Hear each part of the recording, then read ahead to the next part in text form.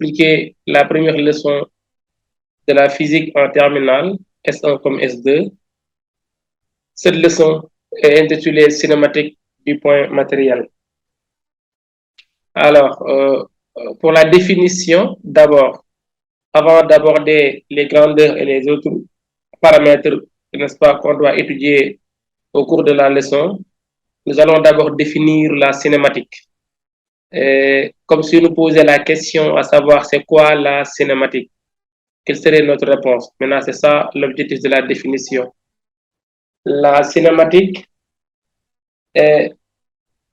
comme c'est écrit ici, est une partie de la mécanique. La mécanique qui est une partie de la physique. Donc, la cinématique est une partie de la physique, donc, qui a pour objectif l'étude des mouvements. D'accord? C'est ça la cinématique. Est une partie de la physique qui étudie le mouvement des corps. Donc, le but de la cinématique, c'est étudier le mouvement des corps, mais sans se préoccuper de leur cause. C'est-à-dire sans tenir compte, autrement dit, sans tenir compte de leur cause.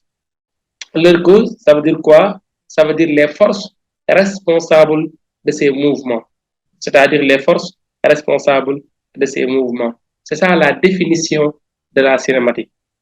Autrement dit, c'est ça le but de la cinématique. L'objectif de la cinématique, c'est étudier le mouvement des corps, mais sans tenir compte des forces responsables de ces mouvements. Cela veut dire quoi? Cela veut dire que durant toute la leçon, on ne va pas parler de force. On va tout parler sauf peut-être force. On va parler d'accélération, on va parler de vitesse, on va parler de position, on va parler de trajectoire, mais pas de force, parce que le but de la cinématique, c'est étudier le mouvement sans les forces. Alors, donc, comme on étudie le mouvement sans les forces, donc qu'est-ce qu'on va étudier dans le mouvement? C'est ce qu'on appelle en grand 1 les grandeurs cinématiques. Les grandeurs cinématiques, ce sont des grandeurs physiques étudiées en cinématique. Ces grandeurs sont la position, autrement dit le vecteur position, la vitesse, le vecteur vitesse, et l'accélération, le vecteur accélération. Donc, l'accélération, c'est la norme du vecteur accélération, la position, c'est la norme du vecteur position, la vitesse, c'est la norme du vecteur vitesse. Donc, ce sont des grandeurs vectorielles associées à des grandeurs scalaires, autrement dit, leurs normes, n'est-ce pas, on peut les calculer. Donc, voilà les trois grandeurs essentielles qu'on va étudier en cinématique, la position, la vitesse et l'accélération. On va commencer par le premier, par la première grandeur physique, qui est la position. Ici, on va étudier le vecteur position. C'est quoi le vecteur position? C'est un vecteur qui indique la position d'un mobile à chaque instant par rapport à un repère d'espace. C'est ça le vecteur position. Un vecteur qui indique la position d'un mobile à chaque instant par rapport à un repère d'espace. Cela veut dire que si tu as le vecteur position qui dépend de t, tu peux à chaque instant situer la position de votre mobile. À t égale 0 secondes, tu remplaces t par sa valeur, ça va te donner la position exacte, mais cette position-là sera repérée, sera étudiée dans un repère d'espace. Autrement dit, sera écrit en fonction des coordonnées x, y d'un repère d'espace. Si c'est cartésien, évidemment. Donc, c'est ça le vecteur position. Un vecteur qui indique la position d'un mobile à tout instant par rapport à un repère d'espace. Alors, on a parlé de repère d'espace. Donc, c'est nécessaire de définir c'est quoi un repère d'espace. Un repère d'espace est un système d'axes associé à un référentiel. C'est ça un repère d'espace. Un repère d'espace est un système d'axes.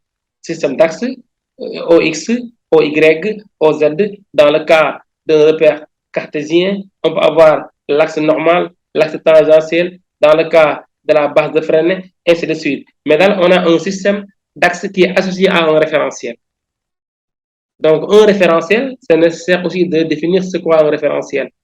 C'est un solide indéformable par rapport auquel on étudie le mouvement d'un corps. C'est ça un référentiel. Un solide ou un objet, n'est-ce pas? Ça peut être une personne, ça peut être en tout cas un solide fixe, mais durant le mouvement, le référentiel il ne doit pas bouger, il doit rester là où on l'a posé au point de départ.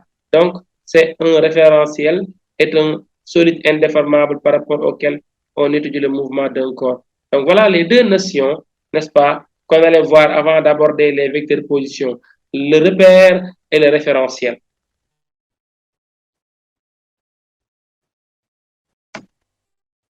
Alors,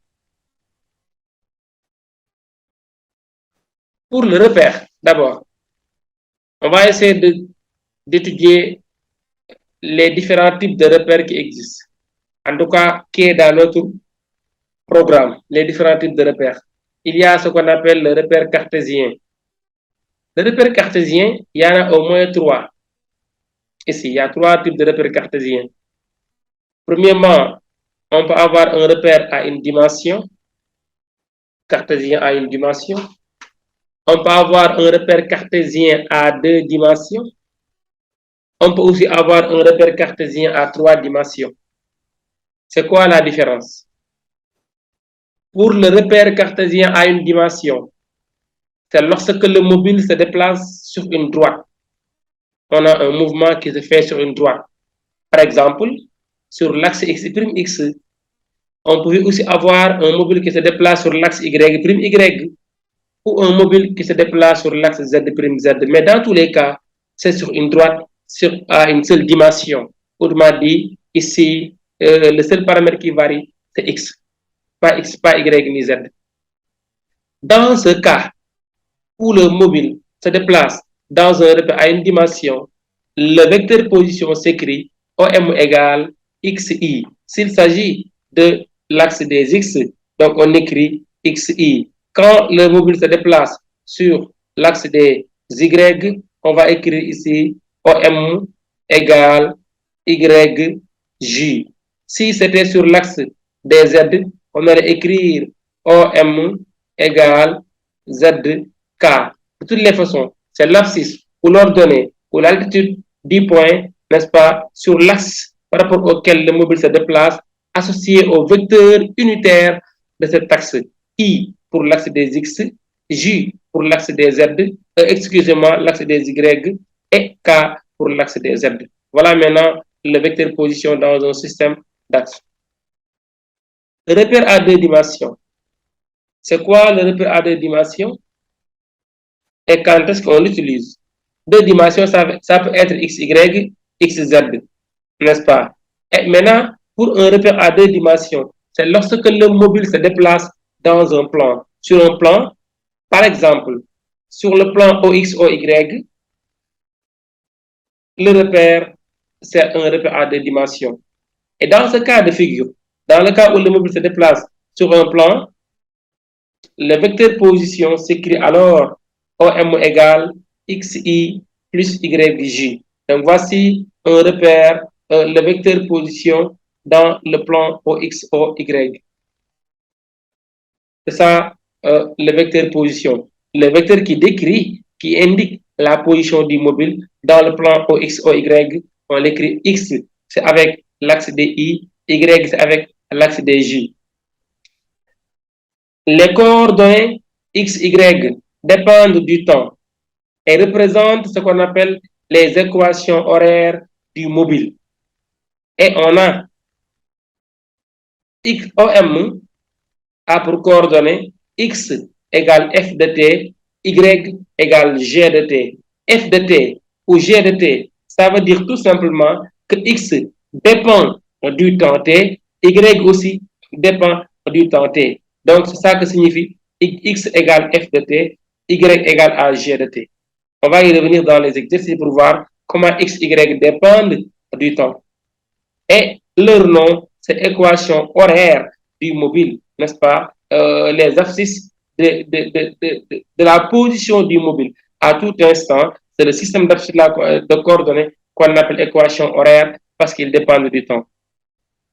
Le repère à 3 dimensions, c'est lorsque le mobile se déplace dans l'espace à 3 dimensions, c'est-à-dire dans l'espace X, Y, Z.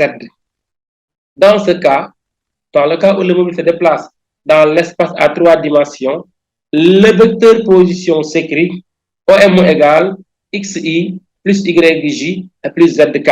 Voici le vecteur position dans le cas où le mobile se déplace dans un espace à 3 dimensions. Donc, il s'écrit XI plus YJ plus ZK. Les coordonnées X, Y et Z dépendent eux aussi du temps. Et ils représentent aussi les équations horaires du mobile. Et on a OM de coordonnées X, F de T, Y, G de T, Z, H de T. Voilà maintenant les 3 composantes X, Y, Z du mobile qui dépendent tous du temps T. Il peut y avoir des cas où l'un des coordonnées peut ne pas dépendre du temps. Mais dans tous les cas, pour qu'il y ait un mouvement, il faut au moins un des coordonnées dépendre du temps. X peut être constant, Y constant, mais Z dépend du temps. X peut être constant, Y dépend du temps, Z constant, ou inversement. Mais dans tous les cas, on doit avoir au moins un des coordonnées qui dépend du temps, sinon il n'y a pas de mouvement. Le solide, il est immobile, n'est-ce pas? Alors, c'est ça maintenant l'autre système de coordonnées qu'on étudie en terminale, c'est ce qu'on appelle la base de Freinet ou le système de coordonnées intrinsèques. C'est quoi la base de Freinet ou le système de coordonnées intrinsèques? La base de Freinet est un repère, mais pas comme le repère cartésien. Le repère de Freinet ou le système de coordonnées intrinsèques est un repère qui bouge. C'est pourquoi on l'appelle un repère mobile. Il est lié à la trajectoire du mobile et tout le temps, le centre de ce repère coïncide avec la position du mobile. Tout le temps, à tout instant. La position du mobile représente le centre, n'est-ce pas, de ce repère. On peut utiliser ce repère dans quel cas? Lorsque le mobile se déplace sur une courbe. Si la trajectoire est curviligne, on utilise le plus souvent la base de Freinet pour étudier le mouvement, surtout avec l'accélération. Ce repère a 2 axes. Un axe tangentiel et un axe normal. L'axe tangentiel, c'est dirigé par un vecteur unitaire appelé UT, le vecteur tangentiel, c'est là. Ce vecteur-là, UT, est tangent à la trajectoire et orienté vers le sens du mouvement. Vous voyez bien la figure ici en bas. Ça, c'est une trajectoire curviligne. Et la base de Freinet, donc ici, c'est un repère qui bouge. C'est pourquoi là, lorsque le mobile était ici, à la position numéro 1, donc la base de Freinet, on a déjà dessiné. Lorsque le mobile se déplace à la position numéro 2, la base de Freinet bouge et suit le mobile. Donc, il est là, ici. Donc, tout à l'heure, elle était là, la base de Freinet. Donc, c'est un repère qui bouge. Le vecteur tangentiel qui dirige l'axe tangentiel est un vecteur unitaire noté UT. Parfois aussi, on peut noter ET pour désigner le vecteur tangentiel. On peut aussi noter T seulement pour désigner le vecteur tangentiel. Donc, UT, c'est tangent à la trajectoire. Et le sens de UT, c'est vers le sens du mouvement, orienté vers le sens du mouvement. Le mouvement, voici le signe plus qui indique le sens du mouvement par la flèche qui est là pour dire que le mouvement c'est de la gauche vers la droite. Donc, le vecteur tangentiel aussi, c'est de la gauche vers la droite parce qu'il suit le sens du mouvement. Il y a un autre axe. L'autre axe, c'est l'axe normal, dirigé par un vecteur unitaire UN, U normal, perpendiculaire au vecteur tangentiel UT et orienté vers la concavité du mouvement. La concavité, c'est la partie creux de la trajectoire. On appelle ça la concavité. Si c'était un cercle, le centre du cercle serait à ce niveau-là, peut-être quelque part ici. Voilà, donc maintenant, C'est là maintenant où on appelle la concavité, c'est vers l'orientation du centre supposé pour un cercle. Donc, vecteur tangentiel, perpendiculaire au vecteur normal, tangentiel vers le sens du mouvement, normal vers la concavité du mouvement. Mais il faut retenir que dans un système de coordonnées intrinsèques, on ne parle pas de vecteur position parce que tout simplement, la trajectoire n'est pas rectiligne, elle est curviligne. Or, pour une courbe, on ne peut pas parler de vecteur. Qu'est-ce qu'on parle, qu'est-ce qu'on étudie ici? C'est l'abscisse curviligne. L'abscisse curviligne, c'est l'arc décrit sur la trajectoire. Ici, donc, on étudie l'arc décrit sur la trajectoire et non le vecteur position. C'est ça, maintenant, les systèmes de coordonnées étudiés en classe de terminale. S2, évidemment. Donc, c'est le système de coordonnées cartésien qui est constitué ici par trois types de systèmes de coordonnées à une dimension, à deux dimensions, à trois dimensions, selon la trajectoire du mobile. Et il y a le système de coordonnées intrinsèque, n'est-ce pas, qui est là, qu'on utilise lorsque la trajectoire est curviligne.